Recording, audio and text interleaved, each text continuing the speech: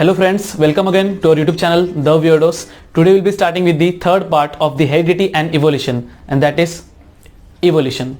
So let us try to understand what basically evolution is. So बच्चों, evolution की बात करते हैं. Basically evolution है क्या? हमको पता है कि हम जब किंगडम प्लांटे देखते, किंगडम एनिमले देखते, आपके 9th स्टैंडर्ड, आपके लोअर स्टैंडर्ड में आपने पढ़ाई की थी, तो इवोल्यूशन में हमने क्या देखा था कि राइट फ्रॉम स्टार्टिंग एक प्रोकैरियोट से लेके एक यूकैरियोट तक आना, ठीक है, एक सिंपल सेल से लेके एक ह्यूमन बीइंग तक आना, ये पूरा जो जर्नी है that is evolution. And evolution is not like कि फटक से एब्रप्टली आपको एक बड़ा चेंज हो गया. No, it's a gradual change. धीरे धीरे चेंजेस होते हैं और वो चेंजेस क्या होते हैं, एक्यूमुलेट हो के चीजें क्या होती है, आगे बढ़ती है. आज भी इवोल्यूशन चल रहा है और ऐसा नहीं कि कल डायरेक्ट क्या होगा, कोई चीज चेंज हो जाएगी. To take place, evolution to take place क्या होता है, बहुत टाइम लगता है. सो जब हम अपने थर्ड पार्ट की बात करेंगे इवोल्यूशन में, तो हमको पता है इवोल्यूशन आज हम जो देख रहे हैं, हम जो प्रोडक्ट देख रहे हैं, for example when we talk about human beings, we are the product of 3.5 billion years ago. इतना टाइम लगा तब जाके हम क्या एज ए ह्यूमन बीइंग ये प्रोडक्ट दिखने में आए. तो अर्थ की हम जब बात करेंगे बच्चों, तो अर्थ ऐसा था क्या, हमको अगर ये समझना है कि लाइफ अर्थ में आया कैसे, हमको ये देखना पड़ेगा कि अर्थ कैसे आया. सो स्टार्टिंग में यूनिवर्स की हम बात करते हैं, ठीक है. यूनिवर्स में क्या था, बिग बैंग थ्योरी हुई. बिग बैंग थ्योरी मतलब क्या कि बम्बार्डमेंट हुआ, एक्सप्लोजन हुआ, उसमें सन एक पार्टिकल था, बड़ा पार्ट, वो क्या उससे टूटा, दूर दूर तक ट्रैवल करने लगा. अब एक एग्जांपल लें तो हमको पता है कि अगर हम चाय का एग्जांपल लेते हैं, तो चाय को जब हम देखेंगे तो हमको कैसे मालूम पड़ेगा कि चाय कितनी ठंडी है फिर कितनी गर्म है, हम बाहर से पता लगाते हैं. हम डायरेक्ट चाय के अंदर उंगली डालते हैं क्या, नहीं. तो उसी तरह से हमको मालूम पड़ता है बाहर का जो पार्ट रहेगा ना जल्दी कूल रहता है, अंदर का पार्ट थोड़ा टाइम लेता है. तो उसी तरह से जिस तरह से एक्सप्लोजन हुआ, सन बाहर आ रहा था, उसी तरह से अर्थ भी एक पार्टिकल था और वो क्या हो रहा था, दूर दूर तक ट्रैवल कर रहा था. अर्थ का जो टेम्परेचर था बाहर से कूल होना स्टार्ट हुआ, अर्थ का टेम्परेचर बाहर से कूल होना स्टार्ट हुआ. एंड धीरे धीरे आप बोलोगे कि जो अर्थ है ना स्टेबल हो रहा था. स्टेबल का मतलब ये नहीं कि अंदर कंडीशंस आज के जैसे है, तभी भी कंडीशंस जो थे बहुत खतरनाक थे. Means imagine earth as a laboratory, ठीक है, जिसमें एक फाइनेस्ट प्रोडक्ट बन रहा है. मींस ह्यूमन बीइंग्स हम अगर बात करेंगे, कोई भी स्पीशीज की अगर हम बात करेंगे, तो डिफरेंट आपके प्रोडक्ट्स बन रहे हैं. और अर्थ क्या है, लेबोरेटरी है. तो आपके जितने भी एलिमेंट्स थे, ठीक है, उस टाइम पे आपके जो एलिमेंट्स थे वो कौन से एलिमेंट्स थे आपके, कार्बन, हाइड्रोजन, हीलियम, ऑक्सीजन भी था, लेकिन ऑक्सीजन वॉज नॉट अवेलेबल ऐसे जैसे अभी अवेलेबल, हम आराम से हम ऑक्सीजन ले सकते हैं, वैसा ऑक्सीजन नहीं था. ये सब कैसे थे, अलग अलग फॉर्म में थे, ठीक है. फिर आपका नाइट्रोजन, ऐसे आपके डिफरेंट बच्चों क्या थे, कंपाउंड्स थे, ठीक है. अगर आप अपना टेक्स्ट बुक में देखोगे तो आपके डिफरेंट ऐसे कंपाउंड्स थे. अब लाइटनिंग हो रही थी, क्या हो रही थी, लाइटनिंग हो रही थी. तो ये लोग आपस में क्या हो रहे थे, रिएक्ट होने के लिए मजबूर हो रहे, आपस में देवर रिएक्ट होना पड़ा, क्योंकि हम उनको एनर्जी दे रहे, केमिकल रिएक्शन करने के लिए एनर्जी दे रहे. जब ये लोग आपस में रिएक्ट हो रहे थे, जबरदस्ती रिएक्ट हो रहे थे, many hydrocarbons were formed, methane बने. तो ये सब जो गैसेस थे ना, ये सब जो गैसेस थे, सी याद रखना, ये सब है ना, अंदर का जो टेम्परेचर है अर्थ का अभी भी ज्यादा है, तो ये अभी भी हवा में थे, हवा में, ठीक है, क्योंकि टेम्परेचर अभी भी बहुत ज्यादा था. फिर धीरे धीरे जब अर्थ कूल हुआ तो ये गैसेस क्या हुए, कंडेंस होना स्टार्ट हुए, लिक्विड बना, और ओशन, रिवर, स्ट्रीम्स, लेक्स, ये सब बने. बट कैसे बने सर, सीधी बात है ना, जब गैसेस कंडेंस होंगे दे विल फॉर्म लिक्विड, और जब लिक्विड बनेगा तो सीधी बात है आपका बारिश होगी. ऐसा माना जाता है, इट वॉज ऑलमोस्ट बोल सकते हैं 60 to 65,000 ईयर्स तक हम बोलते थे, अप्रोक्सीमेटली 60,000 आप पकड़ो, ऐसा साल था, तब तक बारिश हो रही थी अर्थ में, कंटिन्यूस बारिश हो रही थी. तब भी जाके ना हम बोलते कि earth is a blue planet. Why it appears blue, because इसके अंदर इतने सारे वाटर है ओशन से. तो बारिश कंटिन्यूसली होते गई और होते होते फिर आपके ओशन, रिवर, लेक बने. अब सर जो यहाँ पे जो गैसेस थे, वो जो गैसेस अब कहाँ पे आ गए, पानी में आ गए. अब कहाँ पे आ गए, पानी में आ गए. और पानी में आपस में दे वर स्टार्टिंग टू रिएक्ट, और जब वो रिएक्ट कर रहे थे, ठीक है, तो कंपाउंड बनना स्टार्ट हुआ. याद रखना, जब हम इवोल्यूशन की बात करते हैं ना बच्चों, तो फर्स्ट जो लाइफ था कहाँ पे आया, पानी में आया, ठीक है. फर्स्ट लाइफ कहाँ पे आया, पानी में आया. एंड अगेन वो अबायोटिक कंपोनेंट से आया, नॉन लिविंग पार्ट से आया, लेकिन नॉन लिविंग से लिविंग में आने के लिए उसको इतने टाइम लगे, ठीक है. तो इवोल्यूशन ग्रेजुअल चेंज है, जो धीरे धीरे होता रहता है. कितना साल लगा, 3.5 बिलियन ईयर्स लगे, ठीक है. सिंपल एलिमेंट्स जो थे आपके, सिंपल एलिमेंट्स आपस में रिएक्ट कर रहे थे and they were forming big elements. और ये जो बिग एलिमेंट्स मतलब किसकी बात कर रहा हूं मैं, ऑर्गेनिक एलिमेंट, इनऑर्गेनिक एलिमेंट, और ये लोग आपस में रिएक्ट हो रहे थे कंटिन्यूसली, और रिएक्ट होकर आपके क्या बन रहे थे, डीएनए, प्रोटीन्स, बराबर, डीएनए में न्यूक्लिक एसिड्स, आरएनए, ये सब बन रहे थे। समझना बच्चों की स्टार्टिंग में जो कंपाउंड्स बन रहे थे ना, दे वर बेसिक कंपाउंड्स, वो लोग आपस में रिएक्ट कर करके वो लोग मैक्रोमोलिक्यूल बने। कभी भी हम जब बात करते हैं ना ग्लूकोज की, तो ग्लूकोज के हम सबसे छोटे बेसिक यूनिट्स की बात करते हैं। प्रोटीन्स बोलते हैं ना, तो हम बोलते हैं अमाइनो एसिड्स, तो ये भी छोटे छोटे आपके पार्ट्स होते हैं। तो पहले ये बने, फिर अमाइनो एसिड्स जुड़े, फिर प्रोटीन्स बने, उस तरह से न्यूक्लिक एसिड्स मतलब डीएनए बना, फिर ये लोग आपस में रिएक्ट हो रहे थे, और इस तरह से आपका बोलता है ना कि आप बोल सकते हो फर्स्ट प्रिमिटिव सेल बना आपका। फर्स्ट प्रिमिटिव सेल, इसको हम प्रिमिटिव सेल बता क्यों बोलते हैं? बिकॉज उसके अंदर सेल की जैसी प्रॉपर्टी थी। कैसी प्रॉपर्टी? वो डिवाइड हो सकता था, वो बाहर से न्यूट्रिशन को ले सकता था, ठीक है। तो ये सब प्रॉपर्टी किसकी होती है? सेल्स की होती है। तो ये था अबाउट आवर इवोल्यूशन, ठीक है। आपका अर्थ हॉट बॉल ऑफ डस्ट, बराबर हॉट बॉल ऑफ फायर, धीरे धीरे दूर जा रहा है, बाहर चीजें खत्म, बोल रहे ना, टेम्परेचर कूल डाउन हो रहा है, अंदर होते होते टाइम लगा, बारिश हो रहा है, राइट, वॉल्केनो इरप्शंस हो रहा है, लाइटनिंग हो रही है, मतलब एक लेबोरेटरी कंडीशन चल रहा है जिसमें हम क्या बोल रहे हैं, स्पीशीज बनना स्टार्ट हो रहा है, ठीक है। आप यहाँ पे देख सकते हो स्टार्टिंग में आपके, फिर आपके एनिमल डाइवर्सिटी आप देखेंगे, हमको पता है अमीबा, पैरामीशियम से लेके किंगडम एनिमेलिया में हम देखेंगे मैमेलिया, ठीक है, हमारी एडवांस तक। ये पूरा होने के लिए बहुत टाइम लगा, ठीक है। इसके लिए हम क्या बोलते हैं कि ये ऑर्गेनिज्म एक दिन में नहीं हुए, एक साल में नहीं हुए, 100 साल में नहीं हुए, बहुत टाइम लगा, करोड्स ऑफ ईयर्स लगे, 300 करोड्स ऑफ ईयर्स, और ये इवोल्यूशन हुआ बच्चों। तो ये पूरा आपका इवोल्यूशन था, और इवोल्यूशन धीरे धीरे होता है, ठीक है। तो ये this was all about the evolution. When we talk about the evolution, तो सर हम बोलेंगे जो पहला सेल था वो क्या था? प्रोटोप्लाज्म, ठीक है। हम पहले सेल को हम क्या बोलते हैं? प्रोटोप्लाज्म। सर इसका कोई कीवर्ड बताओ। कीवर्ड बच्चों पता है क्या है? कीवर्ड आपका है साइटोप्लाज्म प्लस न्यूक्लियोप्लाज्म, ठीक है। मींस अगर ये सेल है तो सेल के अंदर जो फ्लूइड है उसमें जो आपके डिफरेंट ऑर्गेनल्स एम्बेडेड है, बराबर। जो फ्लूइड होता है सेल का उसको हम बोलते हैं साइटोसोल, जो फ्लूइड होता है उसको साइटोसोल बोलते हैं। उसके ऊपर डिफरेंट आपके, जैसे ये न्यूक्लियस हो गया, फिर आपका ये एंडोप्लाज्मिक रेटिकुलम हो गया, फिर आपका माइटोकॉन्ड्रिया हो गया, समझ रहे हो? डिफरेंट आपके ऑर्गेनल्स है, तो cell organelles will give you cytoplasm. तो न्यूक्लियोप्लाज्म क्या रहेगा? सर न्यूक्लियस के अंदर का जो फ्लूइड रहेगा ना उसको हम बोलेंगे न्यूक्लियोप्लाज्म।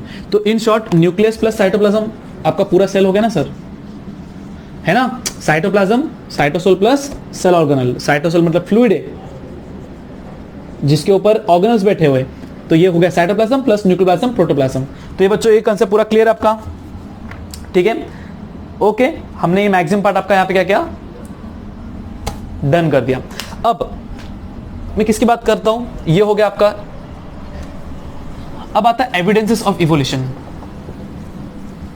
एविडेंस कि इवोल्यूशन ऐसे हुआ है, क्या प्रूफ है, ठीक है, क्या प्रूफ है कि इवोल्यूशन हुआ है। तो पहले बात में आते, ठीक है। तो फर्स्ट आपका जो है इट इज मॉर्फोलॉजिकल एविडेंस। क्या है बच्चों? Morphological evidence.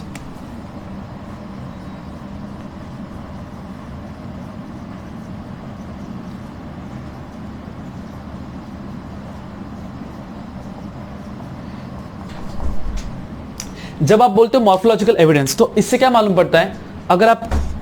अगर कोई डॉग को देखोगे, वुल्फ को देखोगे, डियर को देखोगे, ह्यूमंस को देखोगे, if you compare all of them, both the sides, eyes, nose, ठीक है, ईयर्स, तो ये क्या शो करता है? ये क्या शो करता है कि कहीं ना कहीं कोई एक पॉइंट ऑफ टाइम में we all had a common ancestor, we all had a common ancestor. तो इससे क्या हुआ? डिफरेंट स्पीशीज बने, समझ लो। इवन मैं बोलूंगा कि लायन और टाइगर पहले एक ही कॉमन एंसेस्टर से आए थे, फिर क्या हुए?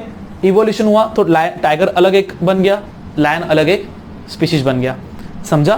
तो कहने का मतलब क्या है कि ये सबसे पहला एविडेंस ये है कि हम सब, क्योंकि इवोल्यूशन क्या बोलता है? सबसे बेसिक पार्ट से लेके सबसे एडवांस पार्ट। तो इसका क्या प्रूफ है? First is morphological evidence.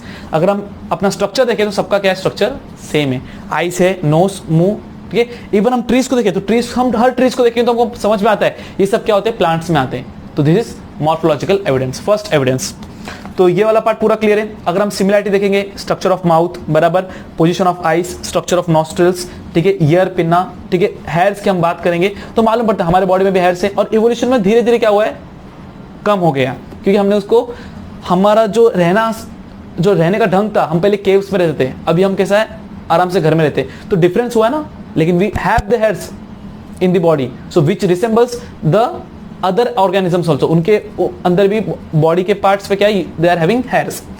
तो लीफ की हम बात करें तो लीफ का शेप देखेंगे, लीफ का वेनेशन, वेनेशन मतलब क्या होता है कि वेन्स का पार्ट, जैसे अगर ये लीव्स है राइट, तो लीव्स में अगर, तो इसको हम बोलते हैं रेटिकुलर वेनेशन, ठीक है। फिर हम जैसे बनाना लीफ देखेंगे, बनाना लीफ, तो उसमें हमको क्या लीव्स का वेन्स कैसे देखेंगे, पैरेलल, तो वो क्या हो गया, पैरेलल वेनेशन। तो दिस वेनेशन को भी if you observe we will find the similarity as well as differences, but conclusion क्या होता है, we all are related to one common ancestor, ठीक है। Then second is anatomical evidence. If you just observe in your textbook you will find you have the structure of human hand, a cat's foreleg, a patagium of bat and a flipper of whale. If you compare all of them you will find sir सब तो different है। Yes, anatomically each and every structure is different, ठीक है। Bone का आप structure देखोगे तो each and every part is different।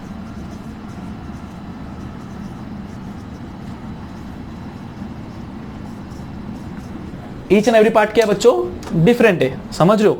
लेकिन अगर if you carefully observe the joints you will find the structure of the joints and the modification is somewhat similar, so which makes us understand कि yes, आप बोल सकते हो कि कहीं ना कहीं हमारे पास कॉमन एंसेस्टर थे, ठीक है। क्योंकि ह्यूमन हाथ का काम अलग है, कैट का फोरलेग का काम अलग है, पेटिचम और बैट का काम अलग है, फ्लिपर व्हील वो अलग काम करता है, लेकिन इनके जॉइंट्स को देख के मालूम पड़ता है जॉइंट्स सर सिमिलर है। तो अगेन हम बोल सकते हैं बच्चों कि जो सेकंड एनाटॉमिकल एविडेंस वो क्या शो करता है कि कहीं ना कहीं we had a common ancestor. This all are evidences of evolution. So क्या लिखा है यहाँ पे आप देख सकते हो, similar use of each of this structures is different, है ना। जो कैट का फोरलेग जो काम करता है वो ह्यूमन का हैंड वो काम नहीं करेगा, वो फ्लिपर ऑफ व्हील का काम वो नहीं करेगा। तो बट स्ट्रक्चर देखेंगे तो कहीं ना कहीं सिमिलरिटी है, तो हम सिमिलरिटी देख रहे हैं, हम डिफरेंसेस तो दिखता ही हमको। थर्ड आता है आपका sir vestigial organ.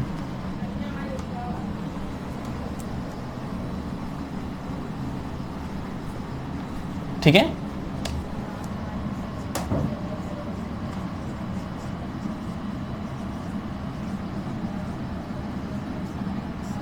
Vestigial organs मतलब क्या, ऐसे ऑर्गन्स जो बहुत आज प्रेजेंट है, ठीक है, they are present today but they are functionally useless.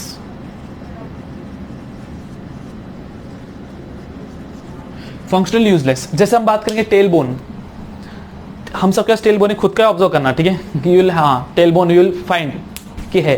तो कहने का मतलब क्या, ये टेल बोन है तो इसका मतलब हम लोग के पास टेल था, मतलब yes we are belonging from the same family of the monkeys, yes और नो, हम मंकीज की फैमिली से बिलोंग करते, लेकिन आज हमको हमारे पास टेल नहीं है क्योंकि हमने उसका यूज नहीं किया।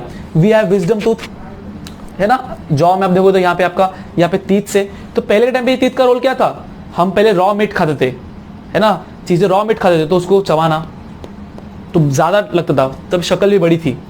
अब क्या हो गया, हम जैसे धीरे धीरे हमने डेवलपमेंट किए, है ना, हमने फायर को देखा, हमने हमको मालूम पड़ा, हुआ रहेगा कि बोलते ना कि स्टोनेज मैन फॉरेस्ट में भाग रहा था, क्योंकि जब भी फॉरेस्ट में फायर लगती सब भागते, फॉरेस्ट में फायर लगती सब भागते, तो स्टोनेज मैन भी भाग रहा था।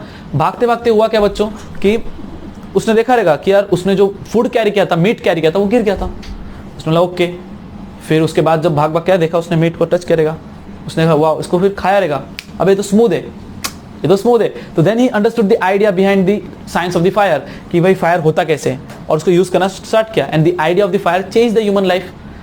पहाड़ पे क्या रहेगा, पेड़ को काटा तो व्हील का जो उसका व्हील का आइडिया था उसमें से आया कि बड़ा ब्लॉक था ट्री का, वो नीचे गिरा, जब वो माउंटेन से गिर रहा था, ठीक है, हमको पता है अगर पेड़ को अगर मैं बीच में से काटूं ऐसे तो मुझे सर्कल मिलेगा, तो जब पहाड़ से जब वो आया रोल हो रहा था, तो idea of wheel it accelerated human life. आज हम देखते हैं हर चीज व्हील से बना है, टायर्स, है ना, एरोप्लेन, कोई भी चीज देखो, तो ये डेवलपमेंट हुआ, ये इवॉल्व हुआ है, और ये ग्रेजुअल चेंजेस हुए हैं, एक दिन नहीं, दो नहीं, बहुत साल लगे इसको, और अभी भी हो रहा है, हमसे भी एडवांस्ड आएंगे, ठीक है, ऐसा नहीं कल आ जाएंगे, टाइम लगेगा, लेकिन आते रहेंगे। Evolution is not a one day process, it continuously takes place little by little. तो इफ यू कंपेयर, तो ये हो गया आपका वेस्टिजियल ऑर्गन में एक टेल बोन हो गया। एक स्मॉल इंटेस्टाइन की बात करेंगे, स्मॉल इंटेस्टाइन में आपका क्या होता है कि आपका एक होता है अपेंडिक्स, ठीक है, एक अपेंडिक्स, अगर आप ध्यान से करो ना तो आपका ये स्मॉल इंटेस्टाइन ऐसा है पूरा पार्ट है, तो यहाँ पे एक ऑर्गन मिलेगा अपेंडिक्स। तो आज इसका कोई रोल नहीं है, ये फंक्शनली यूजलेस है, लेकिन हम मानते हैं कि एक टाइम था जहाँ पे हम लोग रॉ मटेरियल्स खाने के, है ना, तो हमारा body was able to digest the cellulose. Cellulose क्या होता है बच्चों, ये भी एक शुगर है, ठीक है, लेकिन इसको डाइजेस्ट करने के लिए स्टार्च चाहिए, इसको डाइजेस्ट करने के लिए you require an enzyme that is cellulase, और ये सेलुलेस तभी हमारे बॉडी में प्रेजेंट था। तो माना जाता था कि this appendix was somewhere responsible for producing the cellulase, ठीक है। आज अपेंडिक्स है, वो प्रूफ है कि भाई कि बड़ो आज कुछ काम करता है क्या, नहीं, क्योंकि आज हम सेलुलोस को डाइजेस्ट नहीं कर सकते, क्योंकि इवोल्यूशन वो चीज क्या हो गया, चेंज हो गया बच्चों। क्लियर है इतना। तो ईयर मसल्स की बात करेंगे तो ईयर मसल्स पहले मूवमेंट कॉज करते थे, आज मूवमेंट कॉज नहीं करते। ऐसा टाइम पास के लिए डिजाइन नहीं बनाया है ना भगवान ने, हमको, हम शिकार थे, हम शिकारी करते थे, सॉरी वी वर शिकारी, वी वर द हंटर्स, है ना, हम लोग केव में हम रहते थे, हम डिफरेंट एनिमल्स को शिकार करते थे, तो हमको दूर से भी एनिमल्स की आवाज सुनाई देती थी। तो इसका फंक्शनिंग ऐसी था कि दूर से भी आवाज सुनाई दे। आज हम उसको डिस्ट्रॉय कर रहे हैं, कॉर्ड्स लगा रहे, फिर कोई बोला हाँ क्या क्या, ऐसे अंडरस्टैंडिंग, ठीक है। वीडियो में भी कॉर्ड्स देखते रहोगे, देखो, ठीक है, वैसा कुछ प्रॉब्लम नहीं है, बट मैं क्या बोल रहा हूँ उसको समझो कि ईयर पे ना मूवमेंट कॉज करा था, लेकिन आज नहीं कर रहा है क्योंकि इवोल्यूशन हुआ है। तो ऐसे ऑर्गन्स जो फंक्शनली एक टाइम पे काम करते थे लेकिन आज they are useless, but the presence of them indicates yes we are evolved, ठीक है। तो ये हो गया टेल बोन हो गया, मैंने स्मॉल इंटेस्टाइन बता दिया, विजडम टूथ भी आपको बता दिया कि पहले मुंह आपके बड़े बड़े थे, राइट, फिर अभी हम खा रहे तो फिर जॉ बोन सब चीज क्या है, नॉर्मल है, ओके। ये वाला पार्ट हो गया। देन आपका फोर्थ वाला पार्ट है आपका पैलेंटोलॉजिकल एविडेंस, ठीक है। आपका जो फोर्थ पार्ट है क्या बच्चों, पैलेंटोलॉजिकल एविडेंस।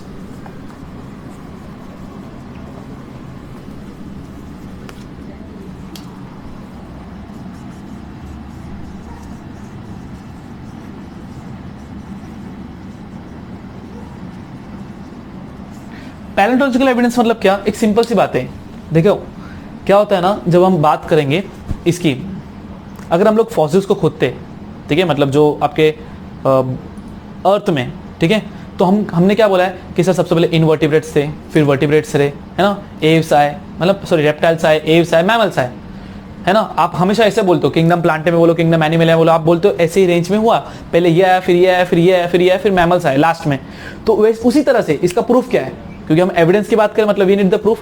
तो जब हम खुदाई करते बच्चों, तो सबसे पहले जो फॉसिल्स मिलते हैं, जो स्केलेटन्स मिलते हैं, किसके मिलते हैं, ह्यूमंस के।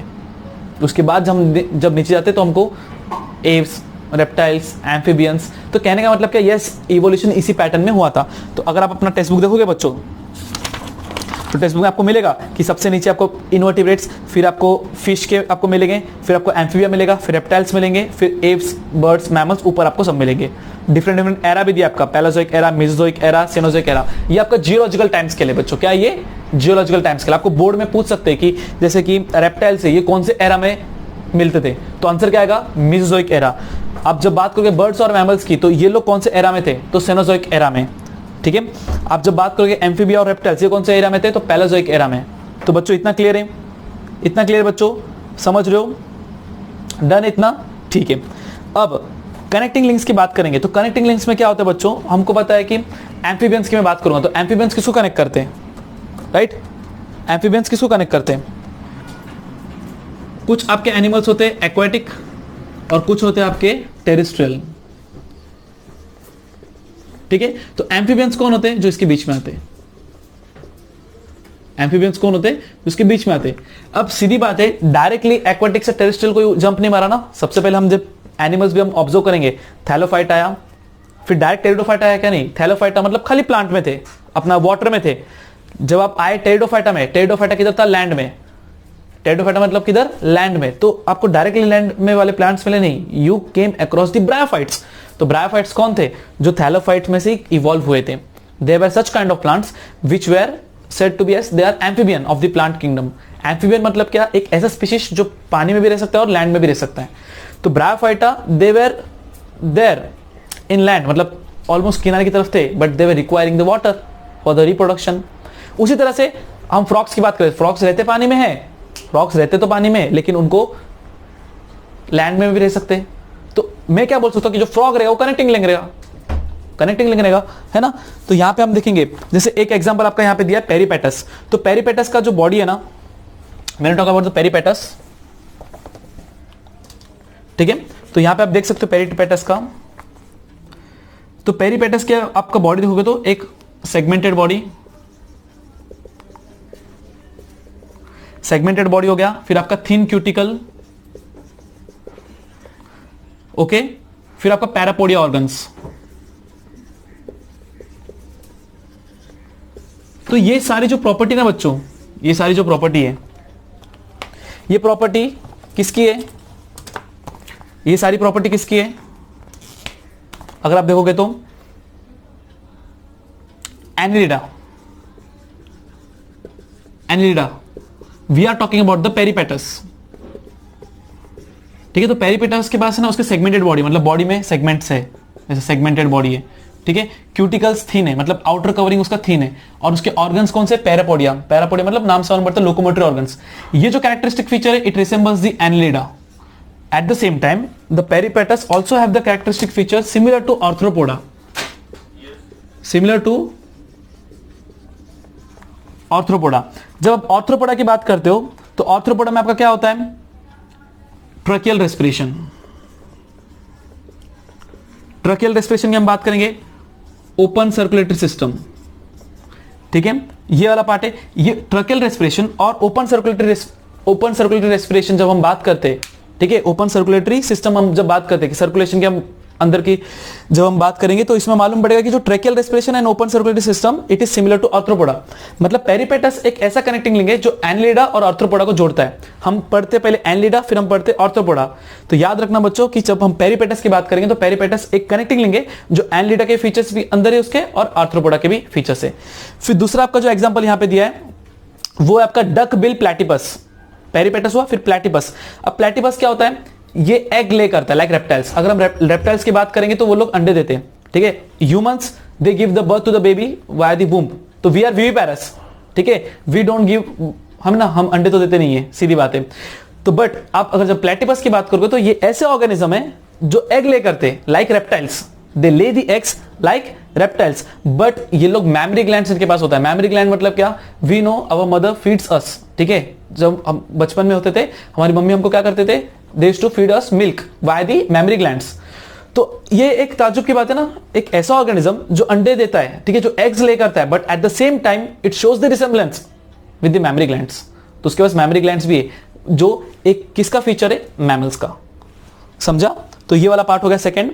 फिर हम देखेंगे लंग फिश की बात करेंगे, ठीक है। इवन मैमरी ग्लैंड्स में बच्चों हेयर्स भी किसमें होते हैं? मैमल्स में। तो ये हो गया आपका डक बिल प्लैटिपस, ठीक है। याद रखना डक बिल प्लैटिपस जो होता है it shows the resembles between our mammalia as well as reptilia. फिर लंग फिश की बात करेंगे तो ये रेस्पिरेशन परफॉर्म करता है even being a fish. Fish जो होते हैं उसके पास गिल्स होते हैं, ठीक है। थर्ड एग्जांपल आपका क्या है? Lung fish.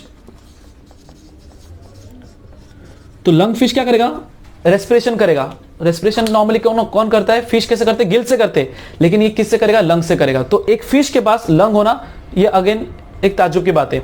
तो ये भी क्या है? अगेन एक एग्जांपल है। तो ये सब एग्जांपल से हमको क्या मालूम पड़ता है कि जो रेप्टिलिया है, मैमेलिया है, ठीक है, ये सब क्या है? लिंक्ड है। एंड हमने पैलेंटोलॉजिकल एविडेंस में देखा, फर्स्ट आता है इनवर्टिब्रेट्स, फिर पाइसेस, फिर हमने देखा वर्टिब्रेट्स का पूरा हमने कॉलम देखा। तो दिस शोज दैट हम भले ही हम सब अलग है, स्ट्रक्चरली हम डिफरेंट है, but at some point of time we are having a common ancestor. And जो लास्ट वाला पार्ट था आपका बच्चा वो क्या था? Embryological evidence. अगर आप ध्यान से देखोगे embryo, if you just observe the structure of embryo जो आपको डायग्राम दिया है, ठीक है, figure 1.10, if you observe fish, salamander, tortoise, chicken, pig, cow, rabbit, man, ये सब के सब अलग है एम्ब्रियो लेवल पे, ठीक है। जब बच्चा वूम में रहता है सब के सब अलग दिख रहे हैं, लेकिन ध्यान से देखो तो मालूम पड़ता है इनका स्ट्रक्चर ऑलमोस्ट सेम है। तो again this is one of the feature जो ये शो करता है कि एम्ब्रियो के लेवल से ही हम सब क्या है? We are related. So this was about the evidences of the evolution. Morphology की बात किया, स्ट्रक्चर, एनाटॉम की बात किया, हमने ऑर्गन्स के अंदर देखा जॉइंट्स सिमिलर थे, वेस्टिजियल ऐसे ऑर्गन्स आज भी प्रेजेंट है जो फंक्शनली नहीं है, काम नहीं करते, लेकिन वो है क्योंकि वो एक टाइम पे काम करते थे। पैलेंटोलॉजिकल एविडेंस मैंने बताया कि इनवर्टिब्रेट्स लेके आपका वर्टिब्रेट्स तक आपका पूरा सेनोजोइक, मेसोजोइक, पैलेजोइक आपको एरा मिलेगा। एंड देन आपका लास्ट वाला जो पार्ट मैंने बताया आपको वो था आपका एम्ब्रियोलॉजिकल एविडेंस।